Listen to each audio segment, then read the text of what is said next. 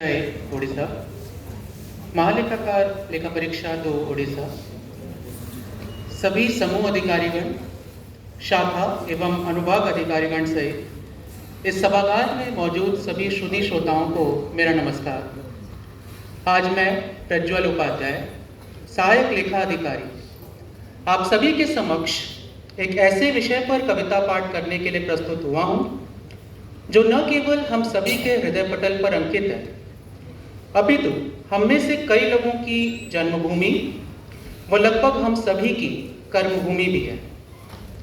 जी हाँ, मैं बात कर रहा हूं इस खूबसूरत राज्य उड़ीसा की। व्यक्तिगत तौर पर भारत के कई राज्यों में रहने के बाद जब मुझे पता चला कि अब जीविकोपार्जन के लिए मुझे उड़ीसा राज्य में रहना होगा, तो मन में कई सवाल सहसा ही उमड़ते चले आए। नई जगह, नई भाषा, नई बोली, अलग खान पान, अलग संस्कृति, इन सभी को मैं कैसे अपना पाऊंगा? पर आज लगभग यहाँ 2 वर्ष होने को आए। मैं भले ही उड़ीसा को पूरी तरह ना अपना पाया हूं, पर इस राज्य ने मुझे पूरी तरह अपना लिया।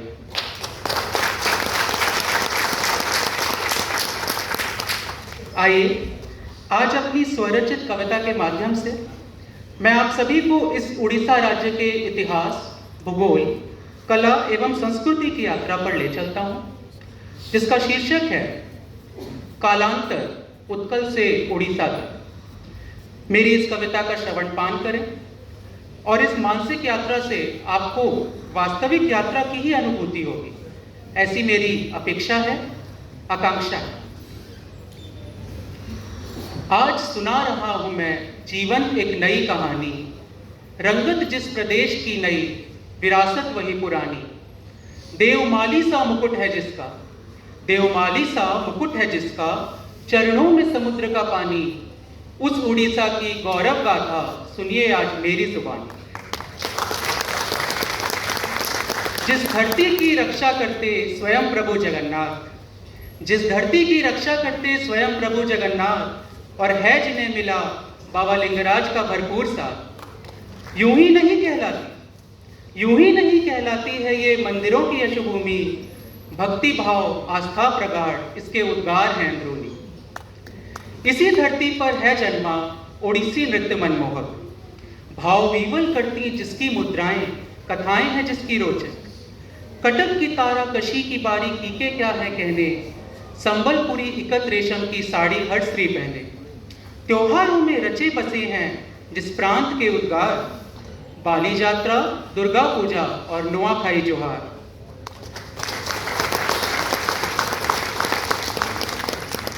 इसके जलथल वायुमंडल को कुदरत ने क्या खूब नवाजा, इसके जलथल वायुमंडल को कुदरत ने क्या खूब नवाजा। नदी पर्वत सागर जंगल सभी कर देते मन तरोताजा। महानदी ब्राह्मणी बैतरणी, महानदी ब्राह्मणी मैतरणी, करती ये धरती आच्छादित। हिलोरे लेता विशाल सागर देख जिनका मन होता आह्लादित। सिमली पाल भीतर कनिका और चिलिका झील सुरम्य, सिमली पाल भीतर कनिका और चिलिका झील सुरम्य। खंडगिरी उदयगिरी धौली कोणार्क का ऐश्वर्य अदम्य। कोरापुट दारिंग पड़ी क्यों झरके पर्वत रमणीक। पखाड़ पीठ रसगुल्ला गाजा छेना स्वादिष्ट सेठी। अब मैं इसके इतिहास की ओर एक झलक दिखाऊंगा आपको। करने हासिल चला इसे जब, करने हासिल चला इसे जब, चिरविजयी मगध भूपति। मचा त्राहि माम चहुओर कलिंग में अत्याचार की हुई अति। पर हुआ हृदय परिवर्तन, पर हुआ हृदय परिवर्तन। अशोक ने परम संतोष तब पाया जब धौली की पावन धरा ने संसार को धम्म सिखाया। फिर शताब्दियों तक ओड्र देश ने की स्वर्णकाल अनुभूति। शैल उद्भव सोमवंश केसरी गंग सूर्य गजपति।